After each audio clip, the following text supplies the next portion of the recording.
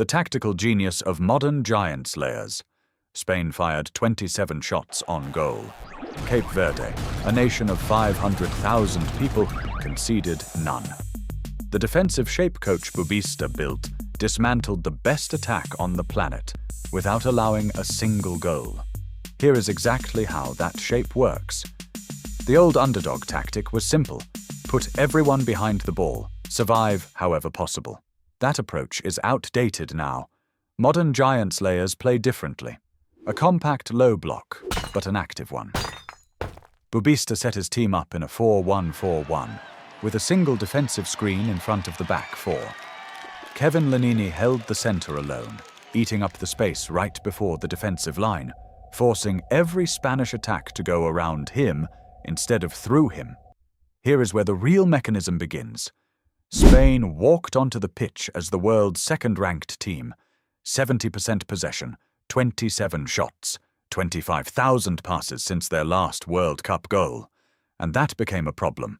Psychologists call it overconfidence bias, when a team is so certain of victory that it stops noticing the obvious solution in front of it.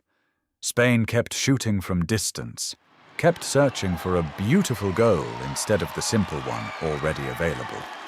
Big national teams carry a built-in weakness, tactical rigidity. They train for years around one system, mostly against opponents of similar level, teams that give them space, time to think, room to build the pretty combination. Against a low block, that system starts to stall, and here is exactly why. Spain attacked through the flanks, where Cape Verde had built double cover. The full-back plus a tucking winger closed every route down the touchline. Every single time a Spanish player received the ball between the lines, in what coaches call the pockets, 3 defenders were already collapsing around him within a second and a half. This was not accidental. It was a rehearsed rule. The moment the ball entered a dangerous zone, the nearest 3 players automatically squeezed the space down to nothing. Spain were used to opponents who press high and leave gaps behind them. Here, there were no gaps. Cape Verde physically denied Spain the one thing they do best: the short pass, the pause, another pass, searching patiently for the crack. The crack never appeared, and that broke something in the players' heads, not their legs. Spanish players started forcing passes they normally play on instinct, because the automatic combination that usually works simply did not exist against this particular shape. But Cape Verde did not spend 90 minutes purely defending. Goalkeeper Vozinha was named player of the match, not only for his saves, but for what happened in the 2 seconds right after each one.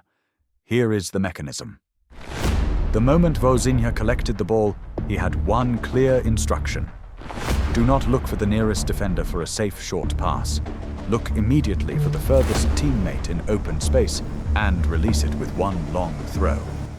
This is called quick transition play, a team switching from defense to attack in 3 touches or fewer before the opponent has physically reorganized into their defensive shape.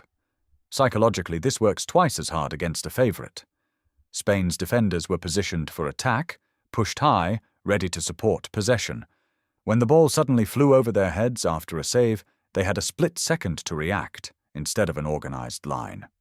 Every failed Spanish attack turned into a direct threat on their own goal within 3 or 4 seconds. It created a seesaw effect. The team that was supposed to dominate was constantly forced to attack and scramble backward at the same time. Pressure was building on both ends of the pitch simultaneously, and that, more than any individual quality gap, is what wore Spain down mentally by the final whistle. This pattern is not new. Greece won Euro 2004 through a low block and relentless discipline against teams with 3 times their budget. Saudi Arabia against Argentina in 2022 followed the exact same principle. Compactness, patience, and one clinical strike the moment the favorite makes a mistake. What has changed is precision. Modern underdogs execute this with far greater structural accuracy. Powered by video analysis and data that used to be available only to elite clubs, some underdogs push the tactics even further. The false 9, a forward who drops deep, pulling the opposing centre-back out of position and opening space for teammates behind him. Against a team built on rigid positional defending, this creates chaos within seconds. Shapes change from match to match depending on the opponent, because an underdog does not get the luxury of a template.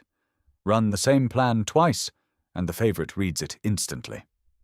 The tactical magic of underdogs does not come from one moment of brilliance. It comes from discipline with zero margin for error across 90 straight minutes, and the ability to turn a favourite's overconfidence into a weapon against itself. While big nations train the perfect version of themselves, small nations train the perfect version of their opponent and build a plan around exactly where that opponent breaks.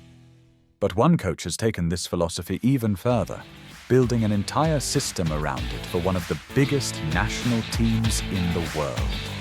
Subscribe so you don't miss it. I'm breaking down what Xabi Alonso has built this season in the next video.